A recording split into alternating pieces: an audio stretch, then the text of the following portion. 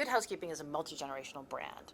So essentially, we had been approaching the business the same for many, many, many years. And what happened, I'm going to say around 10 years ago, again, from sort of looking backwards, is that the hand down from generation to generation shifted. So women's life and lifestyle was essentially the same for 100 years. We all got to a certain point, and then most of us got married and then had a family. Few of us worked, but family and home was really the main focus. And then 30 years ago, I mean, it started prior to that, but 30 years ago, it really started to shift. The generation that came out 30 years ago was much more likely to be career focused than the few people who were before. And all of a sudden, our mother's magazine, our mother's brand, wasn't the one that we picked up immediately. There was a lot of sentiment attached. There was still value, and Good Housekeeping was in a fortunate position of still having a really pure, because there's a trust built in with the seal and so on. So it was really positive brand association, but it wasn't necessarily a sense of ownership. So we didn't change our business model when that started shifting.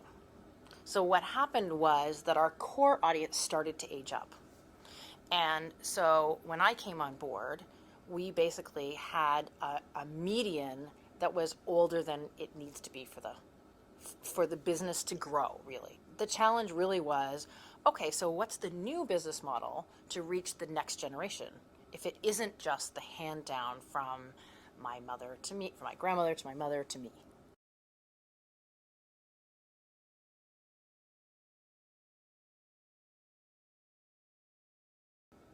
When I started, I really sat back and watched and listened.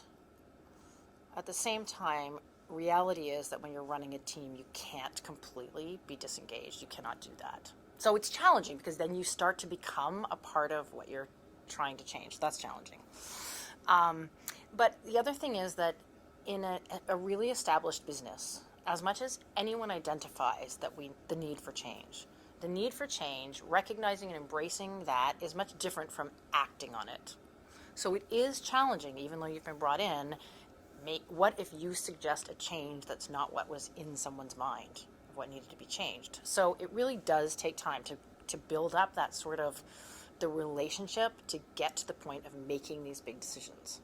Well, once we had essentially the new structure in place, then we had an all-team meeting in which I basically presented. One of the things I presented was, here's the proposal that I used to get this position. And I didn't do it prior to that because I felt like while the structure was in flux, that it would be confusing messaging for the team and so on. And also would probably need to do it again if we had new members to the team. So that happened then, and it was the proposal that I had used to get the position wasn't exactly the vision for the future because I made the proposal when I was outside of the organization, when I hadn't been able to get in and look around. But I started with that, and then I sort of positioned some of the things that I'd learned since then and talked a little bit about the vision, but I felt also at this point I wanted the team to kind of step into the building the vision with me. And so I wanted to kind of get them up to speed to where I was. This is what I think now. This is where I think we need to go. And then how are we going to move on to the sort of the next steps? And so that was essentially it. And then my management style, for better, for worse, is I like to have pretty direct relationships all the way through the organization. I mean, obviously there are people who report to people, but I like to hear from people who work on elements of the business that I may not touch as directly. And so I was really trying to spend as much time really getting to know each individual person and how they do their jobs and some of what their strengths were and what some of their concepts and ideas were to bring in terms of value. And then after I'd been here for just over a year, we did a 2-day offsite with our entire business. So my team, which is the content creation and creative, along with sales and marketing, our digital arm, etc., all together.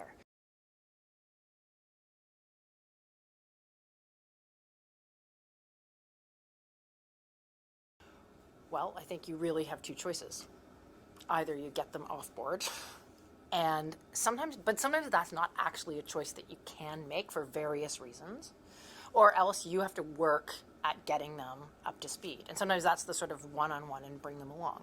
As a manager, I'm of two minds.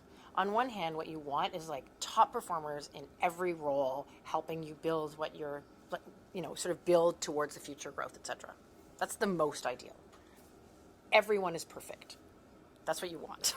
But it's not very realistic, and for various reasons, it's not always the case. So on one hand, that's what you want. On the other hand, if you like growth personally, sometimes it's really interesting to work with someone who may not be up to speed or have their head in the same place. I mean, if you as a leader can get someone to that point, there's real learning for you as well.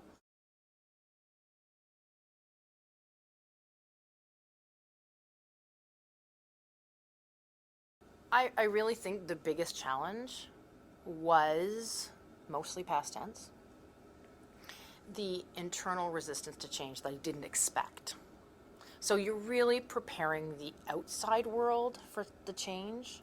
And when you've been brought in to make change, you think that that's kind of, there's been a decision made. And I think it's human nature to resist change even when you know you want to do it and to have fear around it. And frankly, if you have a brand, if you have a business that's doing well and that is kind of a flagship inside an organization, even if the decision has been made, we need to make change for growth, it's scary. I mean, there's risk involved with that because you really are changing the mechanism of how we're going to meet our ROI. Like, how is that going to, what if the outside world doesn't like the change that we make? Then what do we do? And are we willing and prepared for a dip before growth? So I was surprised by that. I hadn't prepared myself for that, I'll be honest.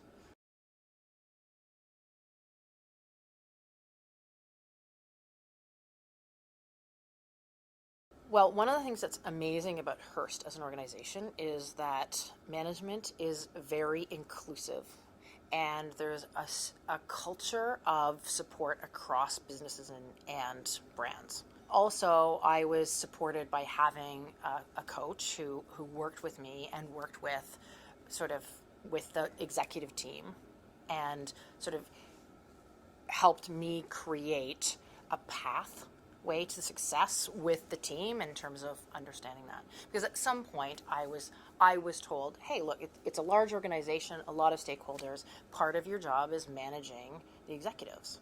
And that is a reality. So you're managing down and you're managing up. And everyone knows that, but what does that mean? I mean, it's not just sucking up. It's like you have to understand the goals and mandates of each of these people who you work with, who you may not report to, but who have a stake in your business.